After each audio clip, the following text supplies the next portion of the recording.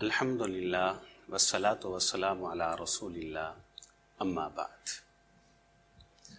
اعمال صالحہ، حسنات اور نیکیاں، ان کا ایک بہت بڑا فائدہ یہ ہے کہ انسان کے اوپر جو مشکلات آتی ہیں، جو غم آتے ہیں، جو پریشانیاں آتی ہیں، جو مصیبتیں آتی ہیں، ان نیکیوں کی وجہ سے اللہ تعالیٰ انسان کی مشکلات کو، غموں کو، پریشانیوں کو، دکھوں کو اور مصیبتوں کو حل کر دیتے ہیں اور ٹال دیتے ہیں۔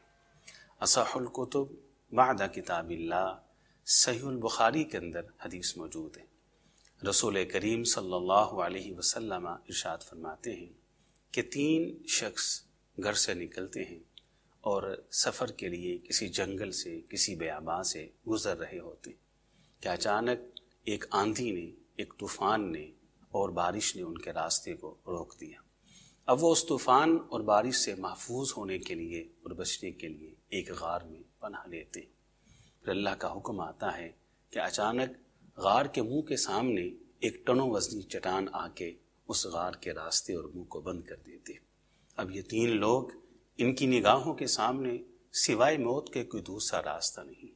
اب اندازہ کیجیے کتنی بڑی مصیبت ہے، کتنی بڑی مشکل اور پریشانی۔ یہ تینوں کے تینوں اللہ کی بارگاہ میں آتے ہیں اور اپنے نیک اعمال کو اللہ کے سامنے بطور وسیلہ پیش کرتے ہیں۔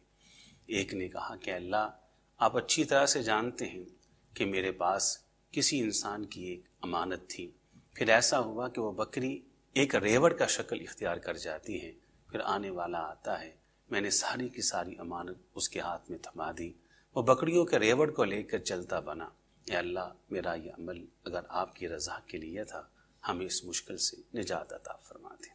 تھوڑا سا غار سے راستہ بنتا ہے، اتنا نہیں کہ تینوں اس میں سے نکل سکیں۔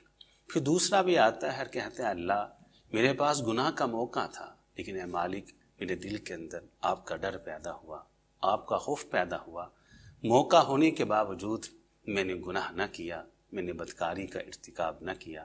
اللہ، میرا یہ عمل آپ کی رضا کے لیے تھا، اللہ ہمیں اس مشکل سے نجات عطا فرما دیجئے۔ چٹان کچھ اور سرک جاتی ہے۔ تیسرا بھی آ کے بارگاہ الہی میں اپنی نیکی کو بطور وسیلہ پیش کرتا ہے کہ مالک، آپ جانتے ہیں کہ میں والدین کا خدمت گزار تھا، کہ مالک میں رات کو واپس آیا تھا، میرے ماں باپ سو چکے تھے، رات میں ان کے سرہانے پہلو کھڑا رہا اور وہ پہلو سوتے رہے، میرے بچے بلکتے رہے اور وہ روتے رہے، اور دودھ کا پیالہ میرے ہاتھ میں تھا۔ اے مالک، جب وہ بیدار ہوئے تو میں نے وہ پیالہ ان کے ہاتھ میں تھمایا اور میرے ماں اور باپ نے وہ دودھ کو پیا۔ اے اللہ، یہ نیکی آپ کی رضا کے لیے تھی۔ تو اللہ تعالیٰ نے ان تینوں لوگوں کی 3 نیکیوں کی وجہ سے اس مشکل سے ان کو نجات عطا فرمائی۔ تو یہ حدیث اس بات کی بڑی ٹھوس دلیل ہے کہ انسان کی جو نیکیاں ہیں، جو اعمال صالحہ ہیں، یہ مشکلات، پریشانیوں اور غموں سے نجات کا بہت بڑا ذریعہ اور سبب ہیں۔ تو اللہ تعالیٰ اس کہنے والے کو بھی اور سب سننے والوں کو سمجھ کے عمل کی توفیق عطا فرمائے۔ وآخر دعوانا الحمدللہ رب العالمین۔